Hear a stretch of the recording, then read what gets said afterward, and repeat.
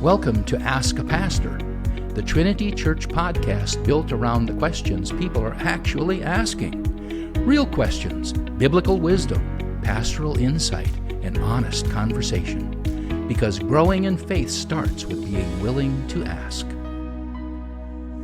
Hey, welcome to the Trinity Church podcast. My name is Pastor Mike, and I am super excited to have a special guest with us today, Greg Baki, who is coming for our Ask a Pastor series. Now, the point of this series is to be able to ask questions that we normally wouldn't talk about on a Sunday morning during a message, and to talk about topics that sometimes can be really difficult. But in the middle of it, we are trusting that if one person is thinking deeply about these issues, there has to be more people. And so we trust that throughout this conversation, we hope that this resonates with something that you're thinking about, or even if it's not something you're thinking about, that this is a way for you to engage with your faith and with other people. So with that, let's get to know our guest a little bit. So Greg, thank you for being here. Certainly. I am curious how long you've been coming to Trinity for, and how would you describe your family? Yeah, so been coming to Trinity with my wife Cindy for a little over a year, and just a brief history. Cindy and I met about 2 years ago, and this was her home church, and we naturally just gravitated toward Trinity here. I found it a great fit. Just loved the teaching from the Bible and the music, and just a brief history about me. Yeah. So I grew up in the Lutheran Church, and you always age yourself when you say, yes, I sang from the red hymnal, not the green. So I grew up in the Lutheran Church, and so have been a part of that, and connected with God since I was 5 or so. Yeah. So went to college in Lincoln. Right after graduation, I met my wife Dana.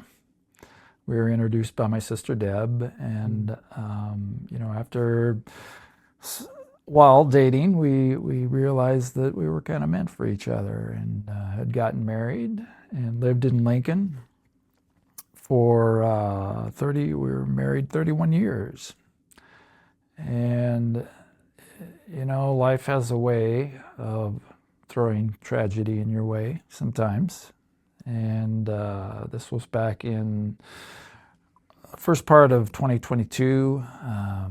Dana was having problems just catching her breath. We went to several doctors.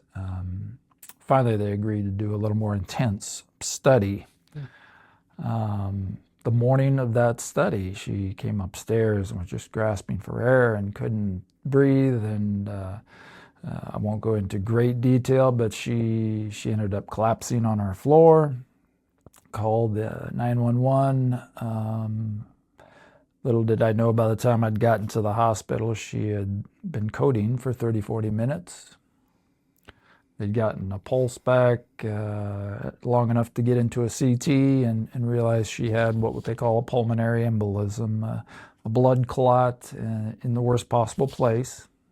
And she never did gain consciousness after that. And so late in the second day, when we could see things just were never going to get better, we made the choice to remove her off life support, and she died that night. So kind of stems into our discussion just about God, because I had a strong faith in God, and certainly during that time did lots of praying and had lots of faith support around me. Well, thank you for sharing your story.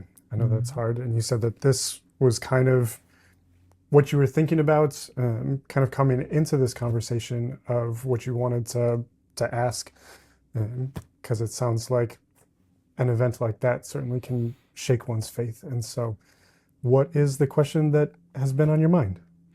And when we had our initial discussion about this, I thought heavily on it. Certainly this was one of the most traumatic and challenging events of my life. And I guess if I had to sum it up in one sentence, if God, why pain? Yeah. There's people have different philosophies about God, and some people might take what I call the Santa Claus approach. You ask him for things and he gives them to you. Yeah. And when he doesn't, you're obviously not doing something right. You're not praying enough, or the right things are hard enough, or maybe you're not living quite as well as you should be, or I think back to the story of Job, who was certainly a righteous man, and God allowed all these awful things to happen to him. So, that's a great story to fall back on and examine when something like this happens. And I think that, the idea of Santa Claus God is actually apt, because there can be those two reactions. One is, was I not good enough to receive what I asked for? Mm-hmm. Or is Santa not real?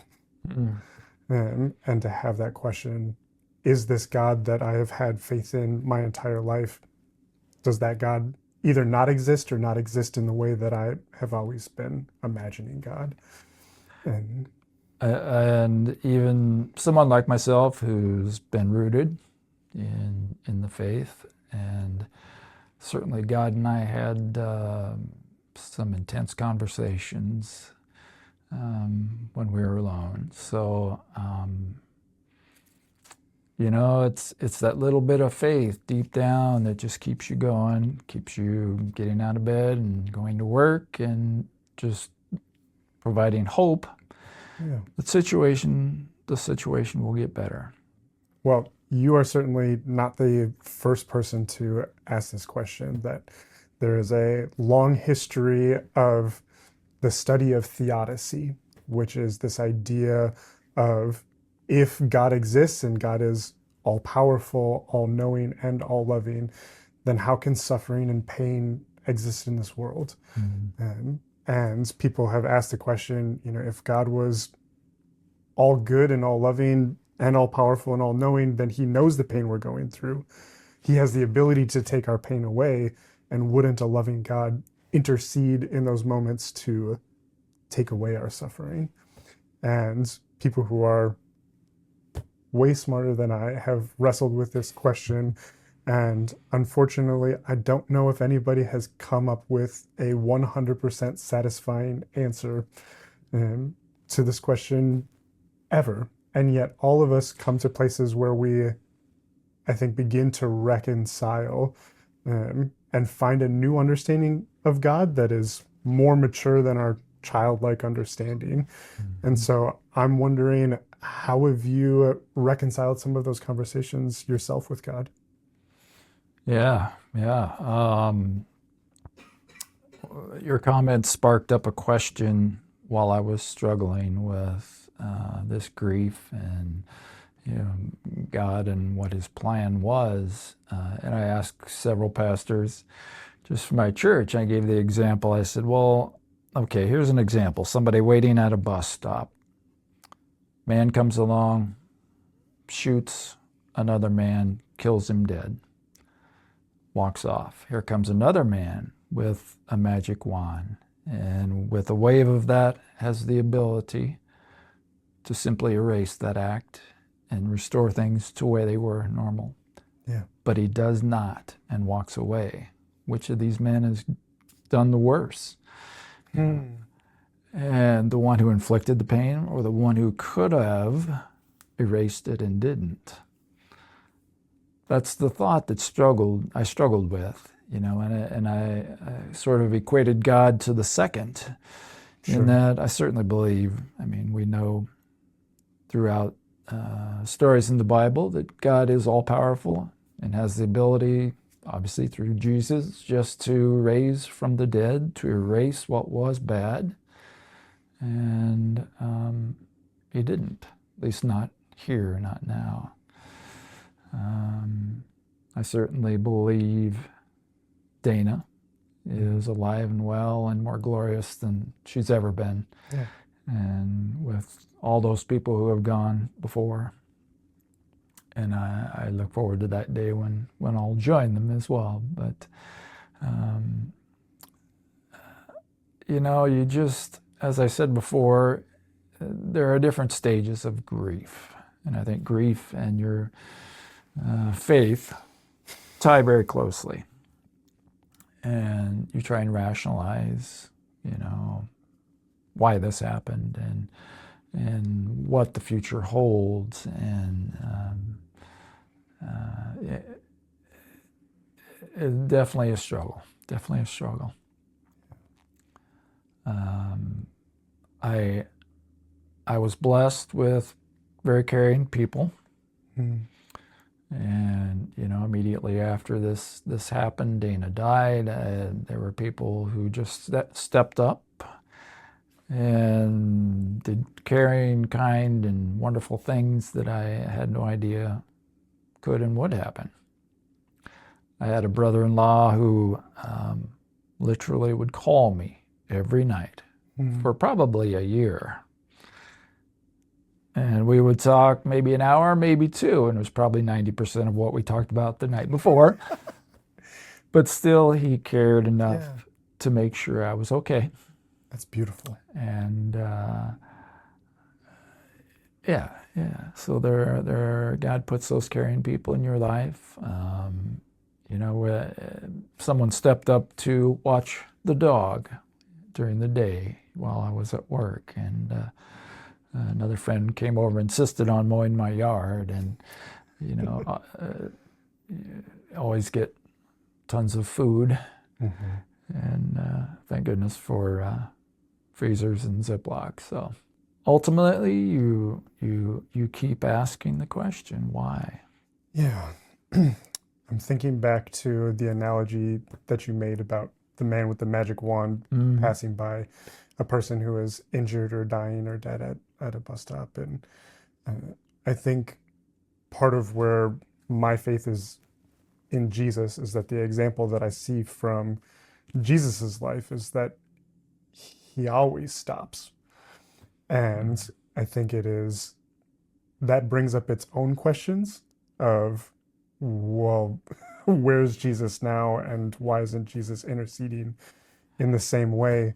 But there's a story from Scripture where Jesus is asked to come heal this man's daughter, and on the way to going to heal the daughter is interrupted by this woman who grabs onto the hem of his cloak, who's been bleeding for years and years. Right. And Jesus stops, and the woman is healed in that moment. And even while Jesus is on a mission to go heal somebody else, still stops to heal someone else. And so I think when I think about the character of who Jesus is, he does seem like the person who always stopped. And that does bring, I think, the tough question of, okay, but where is God now? Do those miracles still happen? Sure. If I wasn't rooted in my faith as deeply as I am, I can't imagine getting through a circumstance like that. And I really have a heart for someone maybe of the younger generation today who may not have that base. And I mean, today's world is a challenging place. And certainly we have no problem believing the existence of Satan. Yeah. I mean, everywhere you turn, you see bad. You turn on the news or watch the movies, or you don't have to go make it too far of a stretch to convince someone there is Satan there. And but in the reverse side, to convince someone there is God, show me evidence. Yeah. And I love the book and the movie Case for Christ by Lee it's a great Strobel. book. And in his, for anyone who has not seen it, certainly would encourage them to investigate that. But an atheist, and in his his own personal challenge to disprove the Bible, disprove the existence of God. I believe he was a journalist, maybe a lawyer, and through all of his methodical ways, every time he thought he reached a point, he was circling back around to the fact that I can't disprove that. The Bible's real. God is real. And I believe ultimately converted him to a believer. Yeah. Yeah, and I mean, Lee does an incredible job, as talking with the eyes of a skeptic, and then as somebody who now believes, trying to relay with sympathy all the things that he saw in the way that people might have felt if they weren't raised in the faith. For somebody of you that you've been steeped in the faith, and you made reference to the book of Job, how has that story either helped or challenged you in your faith walk?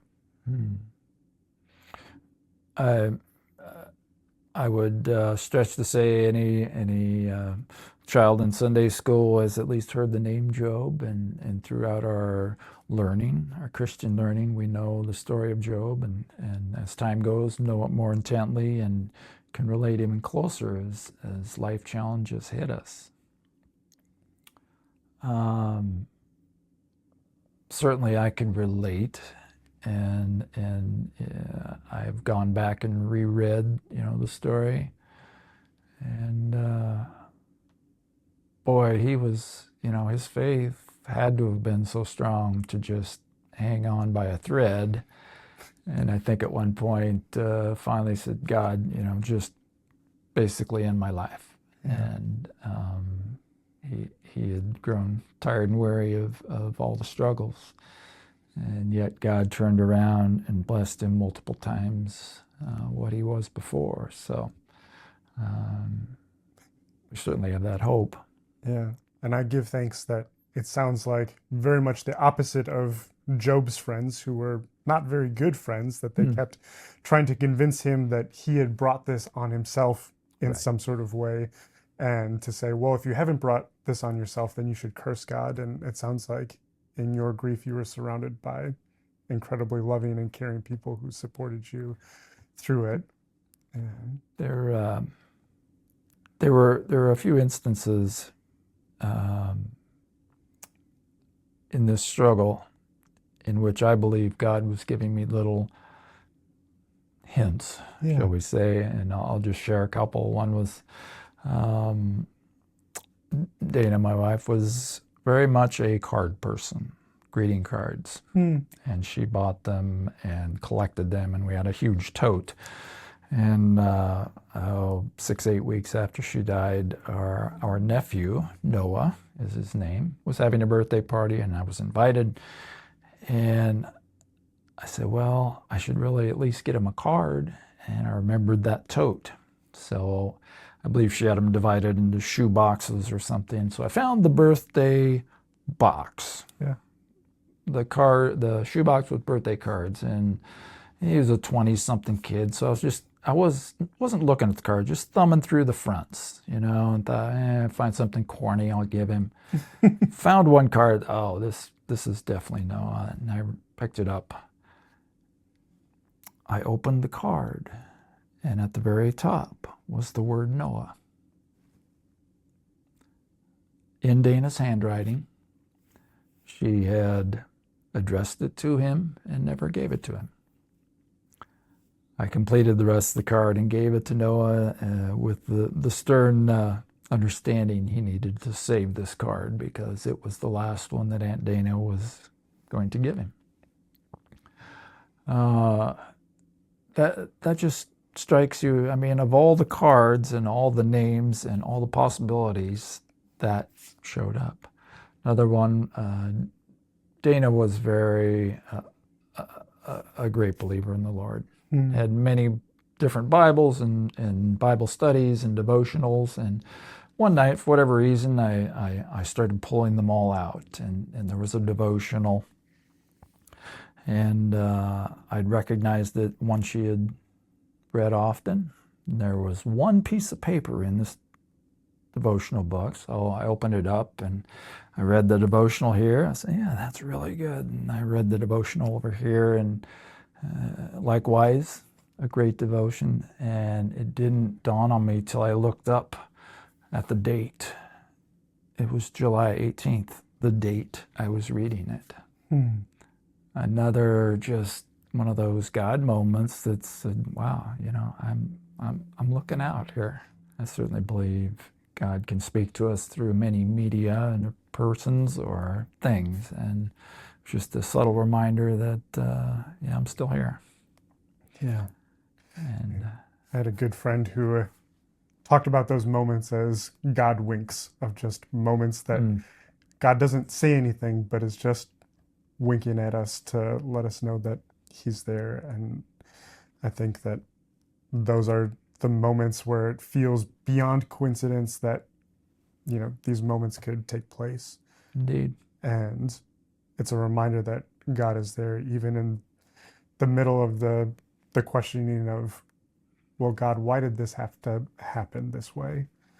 And, you know, there are all sorts of people who have tried to reconcile tragedy in different ways. And certainly you've probably parsed your way through all the different theories and, you know, how to reconcile it. But, you know, in the end, you know, eventually faith is faith because it requires faith. this story does have a good ending. Yeah. And my college roommate Dave, he and I went skiing. This was about 2 years after Dana died, and he said, you know, you should really maybe consider dating. I'm like, oh, I don't know. He says, no. Ironically, his wife had died about 3 years prior, and so he said, yeah, I've got this dating app. I won't name the app, but he says, yeah, I think it's a good thing. So he says, tell you what, as a birthday gift, I'm going to sign you up for 2 weeks. I said, okay, fine. Well, within the 2 weeks, I'd gotten a hit, a notice from a gal named Cindy. And we text back and forth. After many weeks of that, we decided, hey, maybe we should have a date. And we did have a date here in town, and we kind of knew we had something going because our first date was 4 hours long. So, but a date that neither of you guys wanted to end early. I'm sure we rotated through at least 2 waitresses at our restaurant, so they were probably like, we're going to close pretty soon. But how ironic, she had lost her husband to cancer, and her son shortly thereafter, and just what a tragedy. But we were able to share and connect in that way. In our discussions, we also figured out there was a Bible camp called Circle R Bible Camp. And in our discussions, we surmised we probably were there at the same time in high school and just obviously didn't know each other. And so, you know, after 31 years of marriage, you kind of know when it's a match and when it isn't. And I proposed and she accepted about a little over 2 months after we met. And wow, really, when you know, huh? You know, again, at my age, our age, and after being in a marriage, you know when it's a hit. And so we had a longer engagement. It was about a year. And we just celebrated 1 year anniversary. In this day and age of instant gratification, where patience is just a tough thing. And keeping faith in this environment is a tough thing. And we just have to hold firm to our belief, to the Bible, to the Word, and to all those God puts in our way to help us. and just to grasp onto those life preservers, because he's still there. Yeah. And someone said once, by the mere fact that you're able to plant your feet on the bed in the morning and still have breath, God has a plan for you. Mm. So, I certainly believe that. Yeah. Well, Greg, thank you for sharing your story, for sharing your faith, for sharing your questions. Really appreciated getting to know you, and hopefully your story resonates with the people that are listening as well. And so again, thank you, Greg, and thank you so much for joining us for this conversation. We hope that you continue to ask questions, continue to engage deeply with your faith, knowing that God is good in all circumstances. So may God bless you abundantly, and we'll see you again soon. Bye now.